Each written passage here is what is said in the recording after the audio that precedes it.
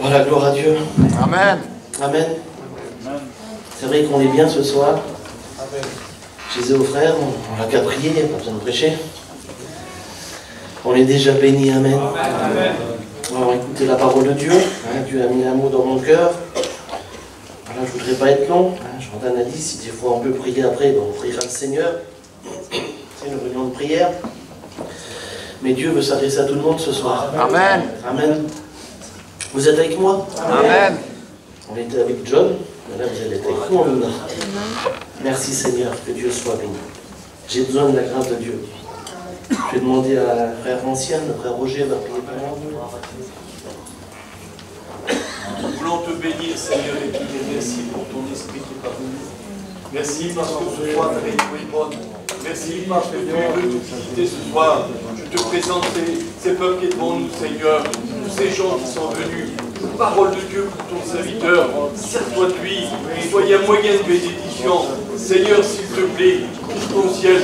Par ton cœur, Seigneur. Tu es celui qui est capable de faire des choses extraordinaires. Ce soir, nous voulons sentir ta présence. Nous voulons que tu prennes toute la place. Amen. Amen. Amen. Gloire à Dieu. Voilà, que Dieu soit béni. Je ne sais pas vous, mais moi, la réunion déjà, elle m'a fait du bien. Amen. On travers les chants de cantiques, on travers ce qu'on a écouté. On est bien dans une réunion. C'est vrai qu'on est bien. Des fois, on passe des moments difficiles. Comment l'expliquer ma compagne, on n'est pas toujours, vous savez, au ciel. Des fois, il y a des moments plus difficiles que d'autres. Mais Dieu est là. Et voilà, je voulais vous parler d'un homme. J'ai regardé un petit peu, je savais que je faisais la réunion, et puis j'ai regardé la parole de Dieu. Là, j'ai quelques textes, je ne sais pas si je pourrais tout vous dire, j'ai quelques textes que j'ai regardés comme ça. Et puis moi, j'aime bien prêcher des fois, souvent même sur les histoires de la parole de Dieu. Et là, c'est différent, c'est des textes que j'ai pris comme ça. Alors bon, on va laisser faire le Seigneur. Je pense que Dieu va nous parler. C'est un homme qui est formidable dans la parole. Vous savez, il y a beaucoup de grands hommes dans la parole de Dieu. Mais j'ai regardé un petit peu, et je n'ai pas regardé toute sa vie, mais j'ai effleuré un petit peu. Et puis j'ai regardé, j'ai vu un grand homme de Dieu, c'est l'apôtre Paul. Et puis depuis 2-3 jours, là, je regarde un petit peu. J'ai regardé un petit peu sa vie. Puis je dis, Seigneur, quel homme que c'était. Un homme formidable. Alors je ne savais pas quoi vous dire en texte d'introduction, là. Et puis j'ai regardé, j'ai regardé un texte, je l'ai marqué là. Je vous le lis, c'est dans 2 Corinthiens. 2 Corinthiens, chapitre 5 et verset 17, pour ceux qui ont la parole de Dieu. Si quelqu'un est en Christ, il est une nouvelle création, nouvelle créature, ou une nouvelle personne, si vous préférez. Et les choses anciennes sont passées, et voici, ils sont devenus nouvelles. Amen. Vous connaissez ce texte-là. On l'écoute souvent dans les réunions. Toutes choses anciennes sont passées. Ben oui, c'est vrai. Mais le texte, il continue. Toutes choses sont devenues nouvelles. Ça veut dire qu'on n'est plus la même personne. Et puis, je regardais ce qui m'a donné un petit peu de regarder un petit peu. Ça m'a touché. Vous savez que voilà, on vient d'un séminaire en Italie. Là, je ne sais pas s'il y en a qui en ont été. Et puis là-bas, il devait venir un homme de Dieu, un pasteur de Jérusalem, et puis il n'a pas pu venir à cause des problèmes. Et puis il est venu un autre pasteur que je ne connaissais pas, tout le séminaire je ne connaissais pas. Et puis il a apporté la parole de Dieu. J'ai jamais écouté ça de ma vie. Tout le monde était confondu, tellement c'était bon. Un homme de Dieu. Et puis c'était bon, ça rentrait dans nos cœurs, et en plus, bon ben on en avait besoin, ça faisait vraiment du bien pour nous. Et puis voilà, puis à la fin il a dit un petit mot comme ça. Et je vous dis franc, c'était vraiment un messager. Et puis c'était long, tout ça. C'est ça qui était beau, c'est que le Seigneur, on l'aurait regardé, on ne l'aurait pas misé sur lui. C'était un homme vraiment simple, il était traduit, et puis c'était vraiment, c'était beau. Et puis il va dire ça, il va dire un jour j'ai fait une expérience. J'ai fait une expérience. Je prêchais, puis tout allait bien dans mon ministère. Et puis un jour, il dit, je me trouve chez des gens. Des jeunes gens, comme ça, une nouvelle œuvre qui se construisait.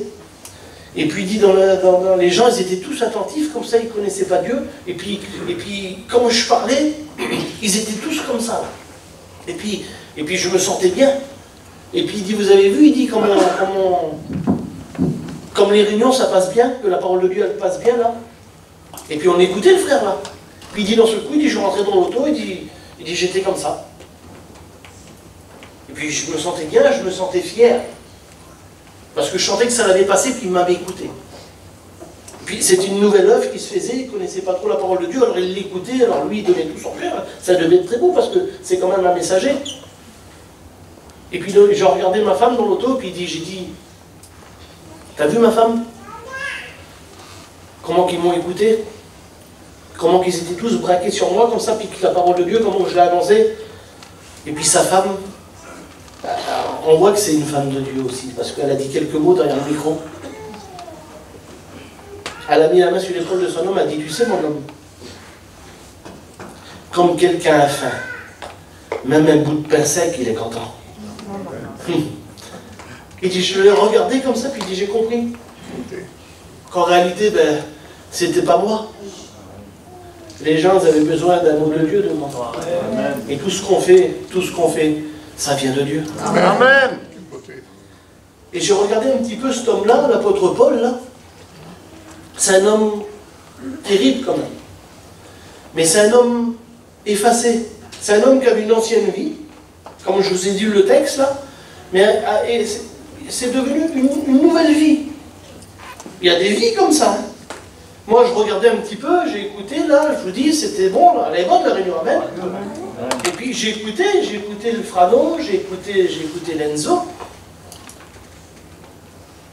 C'était des vies transformées, si vous préférez. Il a fallu qu'ils se convertissent pour devenir chrétiens, et puis aujourd'hui, c'est des pasteurs. Mais ils ont quand même grandi dans un foyer où c'était quand même plus facile pour eux. Et puis quand je me suis mis là, je dis, Seigneur, c'était pas comme ça, moi. Enzo, moi, à 13 ans, j'écoutais pas l'évangile. Moi, j'ai grandi dans un foyer qui n'était pas chrétien. Et puis, je me rappelle, tout petit, c'était la fête chez nous. C'était la fête, et puis je dormais plutôt sur les sièges, là, puis on écoutait la musique, là. J'étais tout petit. Puis après, j'ai grandi. Et puis, j'ai eu la chance d'avoir des parents que voilà, j'avais ce que je voulais, moi. Puis je disais ça tout de suite, là, c'est compliqué des fois d'expliquer, mais il y a des choses qu'on se croirait mal compris quand on l'explique, et puis on se sent gêné. Mais chez moi, j'avais ce que je voulais. Et en plus, ils étaient gentils. À l'âge de 14-15 ans, je sortais, moi.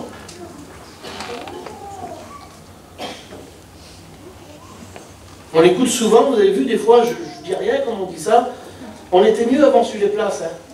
On était tous ensemble. C'est vrai que c'était pas beau, il y avait des places, oui. Et moi, je dis rien, je dis oui, c'est vrai. Hein. Mais en vrai, c'est pas vrai. J'ai pas connu ça. Roger, j'ai pas connu, moi, ça. Alors, c'est difficile de comprendre. C'est carrément, ma vie a changé. Je suis venu, j'ai une vieille Twingo. Vous comprenez ça? Mais j'ai grandi avec ce que je voulais. Je suis né, je vais avoir bientôt 50 ans, dans une maison à 2 étages. Et j'ai eu la voiture que je voulais. Et je dis tout de suite, je ne peux pas le dire, j'ai jamais dit ça. Les gens vont dire, il se craignent pas lui là. Oui, mais je vous dis, c'est totalement changé maintenant. Et mon père pas chrétien. Mais quand même, on l'a en mission l'été. Et un beau jour, quelle grâce Seigneur. Mon frère le plus vieux, il s'est converti à l'évangile. Alors on ne connaissait pas nous, bien sûr qu'on l'avait écouté, parce que j'avais une vieille tante, l'autre jour elle a appelé mon beau-père là, et qui a dit, tu te rappelles, il y a 50 ans, que ma tante, la soeur de mon père, elle s'est fait baptiser par Georges Edmond. 50 ans en arrière. Alors on connaissait un petit peu, mais elle, c'était la foi d'elle. Nous, c'était le monde, c'était les sorties, et c'était le travail. Mais un beau jour, l'évangile est rentré chez vous. J'ai vu la différence de mon frère, c'était plus le même. Et puis mon frère a 10 ans de plus que moi. Il y en a peut-être qui étaient avec cet été, là, les Christophe. Et puis c'est devenu, si vous préférez, mon deuxième père. C'est devenu mon deuxième père. J'ai eu un père dans le monde, et lui c'était mon père spirituel. Et puis quelques temps s'est passé, j'étais tout jeune, et j'ai compris aussi la croix. Je ne sais pas pourquoi je dis ça ce soir dans la gueule. Je ne devais pas du tout le dire. Mais c'est pour expliquer un petit peu. L'apôtre Paul, on le connaît, nous, parce qu'on connaît, on lit l'évangile, on connaît tout, mais avant, c'était pas du tout ça. C'était quand même un homme méchant. Un homme qui était là, qui a prouvé le meurtre des chrétiens de l'époque. Un homme qu'il a fallu qu'une vie qui change en lui. Puis c'est marqué comme ça qu'un jour, qu'il y en a qui vont lui donner des lettres là, pour aller faire justement tuer des chrétiens. Un homme qui était très difficile dans son caractère. Il y a des gens comme ça qui sont très difficiles. On dit, oh, ça, il ne deviendra jamais chrétien. C'était comme ça dans ma famille.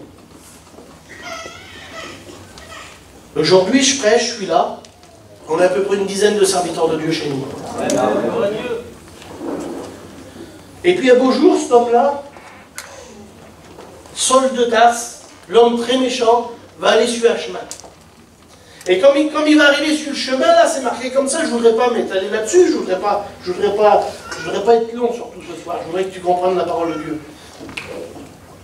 Mais comme il va être sur le chemin, là, c'est marqué qu'une grande lumière, là, elle va venir, et puis vous connaissez peut-être ce passage-là où il va être là, puis d'un seul coup, il va être tellement fort, tellement puissant, tellement qu'elle va l'éblouir, la lumière, là, qu'il va devenir aveugle sur le chemin, là. Et puis il va dire, mais qui es-tu, Seigneur? Puis d'un seul coup, c'est le Seigneur qui parle, là. Le Seigneur, il est mort, il est ressuscité, l'Église, elle commence à se construire, et puis lui, il ne connaît pas tout ça. Et d'un seul coup, là, le Seigneur, il parle, il va dire, Paul, c'est moi, Jésus, que tu persécutes. Alors il va se convertir, je voudrais couper court, il va rester 3 jours aveugle. Mais imaginez-vous un petit peu le changement de sa vie de cet homme-là. Quel changement? C'est plus du tout le même. C'est plus Saul de Tarse. L'homme qui connaissait, attention, il connaissait, hein. C'est un homme qui a été élevé au pied de Gamaliel, un ancien de l'époque, il connaissait l'Ancien Testament peut-être par cœur. Parce que comme on regarde un petit peu, Paul c'est un juif. Il connaît sa famille, est juif quand même. Mais là, il se convertit. Il comprend que Jésus, écoute, peut-être que tu l'as écouté des maintes et maintes fois, mais lui il comprend, et peut-être que tu vas le comprendre ce soir, il comprend que Jésus est mort pour ses péchés. Amen. Dans ce coup, 3 jours après, les écailles vont tomber de ses yeux, comme ça, c'est pas possible, sinon qu'est-ce qu'il faut faire? Ah oui, qu'est-ce qu'il faut faire? Il reste 3 jours aveugle, il ne voit rien du tout, il ne voit plus rien pendant 3 jours. Je regardais tout à l'heure, on connaît le passage, mais 3 jours, c'est quand même long. Il y a des fois des choses qu'on ne voit pas pendant des jours, et puis on ne voit rien, Il y a des prières qu'on ne voit pas, on dit Seigneur, mais je ne vois toujours pas, comment ça se fait alors? Je ne vois pas ton bras agir, je ne vois pas ça dans ma famille, je ne vois pas ça pour mon petit, je vois rien, Seigneur, mais le Seigneur me disait tout à l'heure, mais c'est pas grave qu'il ne voyait pas. Il entendait. Amen. Et peut-être que tu ne vois pas des choses, toi, mais tu es là ce soir. Et tu écoutes la parole. Amen. Et la parole, elle te parle. Amen. Il va être là, qu'est-ce qu'il faut faire? Mais de ce coup, c'est comme des écailles qui tombent de ses yeux. Il voit cette grande lumière. Et la grande lumière, elle est là-bas, il y a des fois, vous savez, de la lumière, que c'est bon, la lumière de Jésus. Amen. Quand tu as bien éclairé un cœur. 3 jours dans le noir, c'est vrai, 3 jours dans le noir, mais son cœur éclairé. Et en réalité, le principal, c'est quoi? C'est de voir charnellement les choses qu'on voit, les choses d'aujourd'hui du monde, ou alors avoir son cœur éclairé. Et Dieu voudrait éclairer ton cœur ce soir. Amen. Te montrer la splendeur de Dieu, te montrer les bienfaits de Dieu, puis il va voir, puis il va grandir. Et puis là, j'ai marqué des choses. C'est là que j'ai marqué tout à l'heure, j'ai regardé un petit peu. S'il avait pu dire des choses, lui, l'apôtre Paul, là, C'est un peu comme l'homme que je disais tout à l'heure, là. Vous savez, il y en a des fois, ils disent j'ai fait ci ou j'ai fait ça, ou... C'est souvent dans le monde qu'on dit ça, hein. Mais lui, s'il avait pu dire des choses, Paul, là... Et puis, les textes, un petit peu qu'on connaît, les frères, qu'on l'a déjà écouté dans les réunions. Il aurait pu dire ça, lui, s'il s'avait un petit peu crâné. Moi, je suis Paul. J'ai marqué ça comme ça tout à l'heure. Je suis Paul, je suis juif, et tu sais, j'ai été élevé au pied de Gamaliel. C'était le rabbin de l'époque. Attention, c'est quand même pas rien, on va leur dire, tu sais, je connais un petit peu, hein. T'as rien à m'apprendre à moi, hein. Moi, je suis de telle famille, je suis de tel rang, et puis tu sais, je connais un petit peu, hein. Et puis tu sais, moi, je me suis pas converti avec tel pasteur ou telle église, non, non. C'est Jésus lui-même, hein, qui est venu sur le chemin, il est venu me parler à moi. Il va dire, moi, et bien sûr qu'il ne l'a pas dit parce que c'est un homme de Dieu extraordinaire, mais il aurait pu dire, moi, tu sais, et j'ai ouvert des églises, hein. Je suis devenu un apôtre, et j'ai ouvert plein d'églises. Et tu sais, dans la parole de Dieu qu'on l'écoute là, que vous écoutez, et j'ai écrit 13 épîtres. Imaginez-vous un petit peu, s'il dirait ça, on serait tous là, et puis on l'écouterait. Ben oui, ça viendrait de partout. C'est Paul qui parle.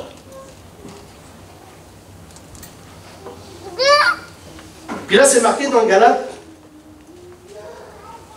Un jour, un homme parlait, et puis c'était pas n'importe quel homme. Je disais ça à John tout à l'heure. Je dis, Seigneur, il a repris quand même un homme, là. Vous savez qui c'est qu'il a repris, lui? Puis les lecteurs de la parole, ils connaissent un petit peu. Il s'est permis de reprendre l'apôtre Pierre. Comment ça? C'est pas possible, pas Pierre, quand même. C'était toujours lui qui était, c'est l'apôtre de l'agneau. Vous avez vu dans les évangiles, Pierre, Jacques et Jean. Il était toujours là, Pierre, en avant. Premier miracle, Pierre est là. Le dernier miracle, il est encore là. Il est là comme il ressuscite les morts. Il est toujours là, Pierre. C'est même à lui qui a confié les clés du paradis. Qui a dit, sur toi, Pierre, je bâtirai mon église. T'as pas repris Pierre, quand même? Ben si. Un jour, dans une église, il a dit quelque chose, il a fait des choses qu'elle n'allait pas. J'ai repris Pierre, moi. Je m'appelle l'apôtre Paul. Imaginez-vous un petit peu. Il ne l'avait pas repris dans le sens, vous savez, c'est marqué, quand vous lirez, c'est vraiment beau. Il ne l'a pas repris dans le sens pour se montrer d'une supériorité, il dit dans le texte. Tout ça, c'était pour la gloire de Jésus.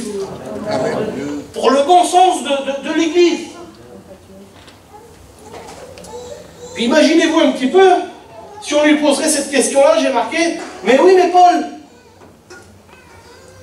t'as vu les guérisons qu'il faisait les autres apôtres?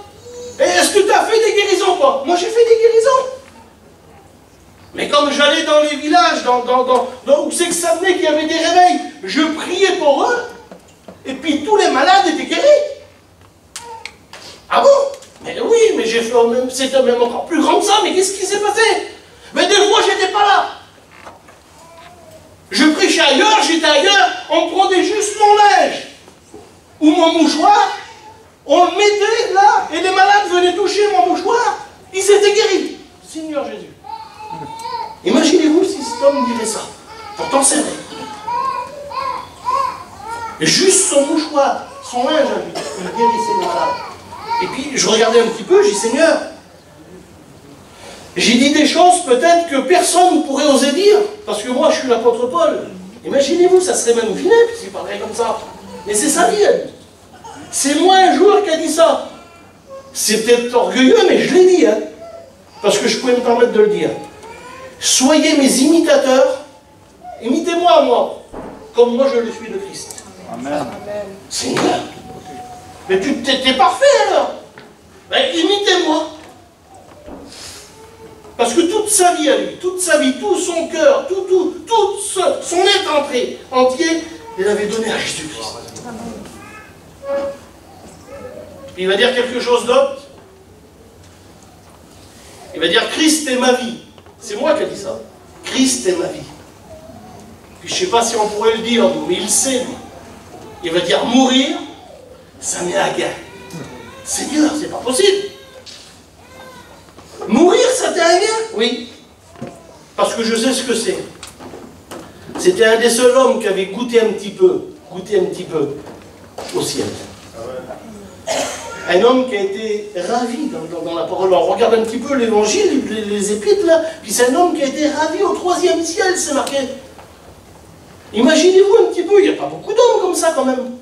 Il dit, j'ai écouté des choses ineffables, qui n'est pas permis à un homme de parler, d'entendre. C'est pas possible. On va dire ce que j'ai écouté en haut là, dans le ciel, au 3e ciel, où il y a le Seigneur, où il y a sa demeure. Il a été transporté. Il dit, je ne sais pas si j'ai été dans mon corps, je ne sais pas si j'ai été hors de mon corps, je ne pourrais pas vous l'expliquer. Mais je sais une chose, c'est que j'y ai été.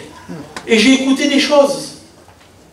Il dit même le cerveau, il fait comprendre que le cerveau humain, je n'aurais pas les capacités de vous le dire. Imaginez-vous un petit peu la merveille qu'il a écouté cet homme-là.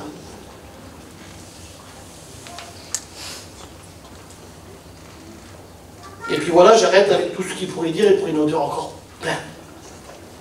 Il va dire aussi, tu sais, comme tu viens le dimanche, et puis que tu écoutes, j'ai reçu du Seigneur ce que je vous ai enseigné. Eh bien, c'est moi qui l'ai reçu. C'était un homme formidable. Et puis voilà, j'ai marqué ça un peu plus loin. Il était ravi au 3e ciel. Puis il va dire, voilà, un jour, j'ai eu quelque chose dans ma vie. Et puis, comme Dieu connaît tout, vous savez, on pourrait dire, mais alors, t'as jamais rien eu, toi. Il serait là qu'on lui poserait la question, un homme comme ça, t'as jamais rien eu. Tout va toujours bien alors pour toi. Ben oui, mais non. Parce que c'est un homme comme tous les hommes. Même lui. C'est pour ça, vous savez, on peut être le plus grand. On est tous égaux pareil. Mais on peut être le plus grand des chrétiens ici. Et puis on reste comme un homme. On reste comme une femme. On va dire, voilà, un jour, j'ai demandé quelque chose à Dieu. Et puis, pour pas que m'enorgueillir, parce que vous savez, un homme reste un homme. Ça veut dire que j'ai eu une écharpe dans ma chair. Et j'ai demandé à Dieu par 3 fois. J'ai demandé à Dieu par 3 fois. Je ne sais pas le laps de temps. Peut-être ça peut se trouver dans une journée 3 fois, peut-être en 3 mois, peut-être en 3 ans, je ne sais pas. Combien de temps ça a duré? Il y a des prières des fois qu'on demande à Dieu, qu'on demande et on dit, Seigneur, qu'est-ce qui se passe? Qu'est-ce qui se passe, Seigneur? On demande une guérison comme lui. On demande la conversion d'un proche. On demande le baptême du Saint-Esprit. On demande de grandir en Dieu. Combien de questions, combien de prières? Lui, sa prière, c'était d'être guéri. Puis Dieu va lui parler, vous connaissez. Jésus va lui parler. Il va dire, ma grâce te suffit. Et je parlais tout à l'heure avec un frère à l'entrée de la réunion, il ne savait pas de quoi j'allais prêcher. Mais on parlait de la grâce. On a tout dans la grâce. Ma grâce te suffit. Et dans la grâce, on obtient tout. La grâce, c'est Jésus, la grâce. Amen. Tu es chrétien, tu veux une prière, tu ne sais pas, tu n'es pas encore exaucé, eh bien, la grâce de Jésus te suffit. Tu n'es pas chrétien, tu demandes quelque chose à Dieu, eh bien, j'aimerais te le dire, la grâce te suffit. Amen. Il te faut Jésus, tout simplement. Amen. Et puis voilà, vous me laissez dire encore 3-4 textes. Amen. Je ne sais pas si on aura le temps, voilà, après on priera ou on ne priera pas. Mais voilà, je vous dis ce que j'ai sur mon cœur. Amen. Il va le transmettre à son étudiant, on va dire, à Timothée. Parce que ce qu'on a reçu, vous savez, ce qu'il y a de plus cher là, on le transmet. On le transmet aux autres, nous. Et puis j'ai 3-4 textes, là, je ne voudrais pas être long. Je savais que j'allais être long. Voilà. Tant pis, c'est pas grave. C'est John qui a tout chanté. Est-ce que vous aimez la parole de Dieu? Amen. Il va le transmettre à Timothée, là. Et puis ça serait peut-être un autre message, mais vous savez que Timothée veut dire honneur de Dieu. Puis je regardais, je dis Seigneur, tous les noms sont signification dans ma parole. Saul veut dire demander. Peut-être il se croyait beaucoup demander lui avant, c'était Saul de Tarse. Puis c'est devenu Paul. Paul veut dire petit. Vous comprenez ça? Et des fois, pour grandir en Dieu, il faut se sentir tout petit. Et puis lui, ça veut dire honneur de Dieu. Et puis en réalité, nous, comme on est devenu, c'est devenu comme son enfant, Timothée. Il va le prendre sous son aile et c'est devenu comme son enfant. Et puis vous savez qu'on est devenus des enfants de Dieu. Amen. On est des honneurs pour Dieu. On a un honneur. On est ses enfants. Puis regardez ce qu'il y a marqué là.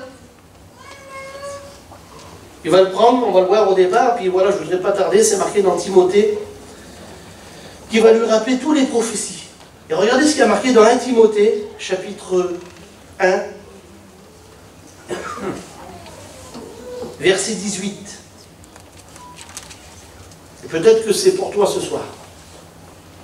Il est avec lui, il le connaît, il le prend sous son aile, il lui dit tout. Imaginez-vous l'expérience de cet homme-là.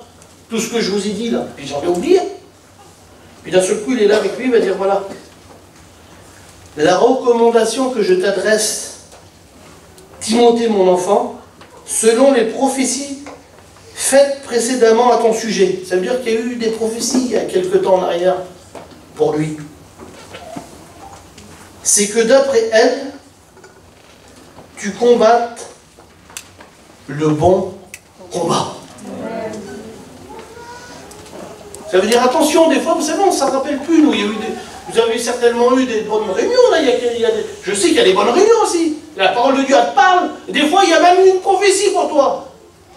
Et moi, j'étais pas là, je m'en souviens pas, moi. Puis d'un seul coup, le Seigneur te dit ce soir, attention, rappelle-toi de la parole de Dieu, qui t'a parlé il y a quelque temps, ou de la prophétie. Et là, pour lui, c'était, rappelle-toi, selon la prophétie, là, qui s'est fait il y a quelque temps, c'est que tu combattes le bon combat. Et puis dans 2 Timothée, c'est marqué comme ça, 2 Timothée 1,3, il va prier pour lui. 2 Timothée 2, il va lui dire comment qu'il doit faire.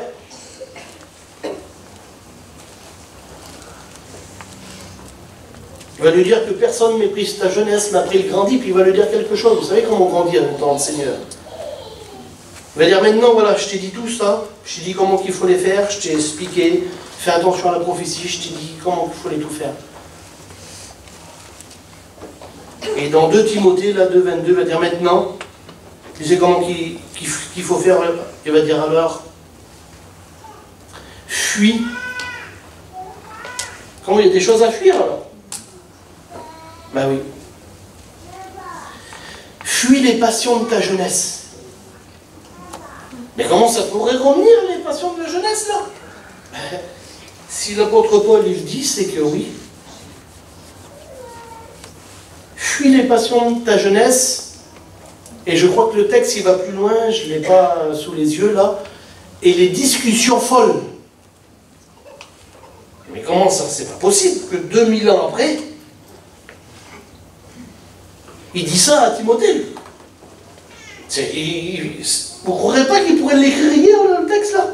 Fuis les passions de ta jeunesse, il y a peut-être des jeunes convertis ici ce soir. Je ne sais pas, moi, vous savez, c'est quoi des passions? Il y a plein de passions. Comme on était jeunes, là. Moi, j'avais plein de défauts, je vous le dis. J'avais plein de défauts, on sortait, j'avais 14 ans, j'allais à la boîte. Je buvais, je faisais plein de choses qu'il ne fallait pas. Mais imaginez-vous, s'il y a des passions qui reviennent dans les compagnies, fuis-les ceux-là, hein. Fuis les passions de ta jeunesse. Et s'il y a des discussions folles, c'est quoi les discussions folles? Ben c'est pas venir prier une heure avant, là, c'est pas parler de Dieu, c'est pas témoigner, non, non, c'est des discussions folles. C'est inutile. Fuis-les aussi.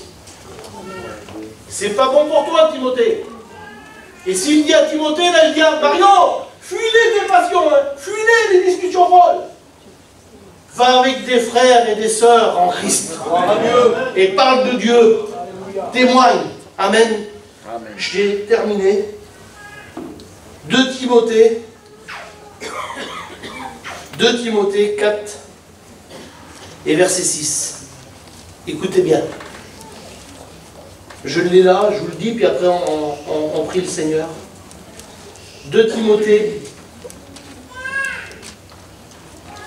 4, 6. Il va dire, car pour moi, c'est plus Timothée, c'est plus les autres. Là, il reparle pour lui, Paul, là. Pour moi.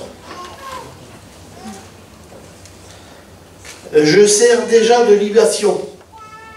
Libation, si vous préférez, c'est comme une offrande. Vous connaissez la petite histoire, là, j'ai rien à donner, il n'est pas de sous, puis d'un seul coup il se met dans le panier. Ben c'est ça, libation. C'est toute sa vie. Il sert de libation, il la donne pour Dieu. Il va dire, pour moi, c'est comme ça. Mais le moment de mon départ, eh oui, il avait vieilli, lui. Hein. On vieillit, vous savez. On a 30 ans, tout va bien. Hein. Elle a 30 ans aussi, tout va bien. Les enfants, ils commencent à grandir. Puis on se retourne, on se aperçoit qu'on a 50 ans, puis 60 ans. Ben oui, on vieillit tous. Alors, le moment de mon départ approche.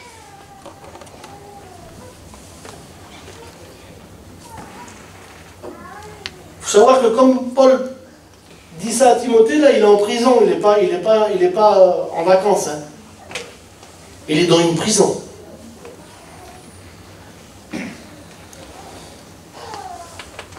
Et il va dire, prends Marc avec toi. Hein, on parlait de ça tout à l'heure, John. Il appelle un autre, il va dire, prends-le Marc, il m'est utile. Amène-le avec toi, car il m'est utile pour le ministère. Il dit, quand tu viendras, apporte le manteau. Certainement, ce n'était pas les prisons d'aujourd'hui avec la télévision puis le chauffage. Il avait froid. Il était en prison pour l'évangile. Il dit, apporte le manteau. Il va dire quelque chose que toute sa vie, c'était toute sa vie entière. Surtout, il va dire, surtout, oublie pas les parchemins. Toute sa vie, c'était la parole de Dieu. Amen. Et toute notre vie, frères et sœurs, si on n'est pas bien, si on passe des problèmes, et je sais qu'ici, nous on a passé par des problèmes, ma compagne nous a témoigné tout à l'heure. Mais il n'y a pas que nous. Je sais qu'ici, il y a plein de problèmes, et je voudrais pas être maladroit. Mais la solution à nos problèmes, c'est la parole. On prie le Seigneur. Jordan, tu pries le Seigneur. Seigneur, merci pour ta parole, Seigneur.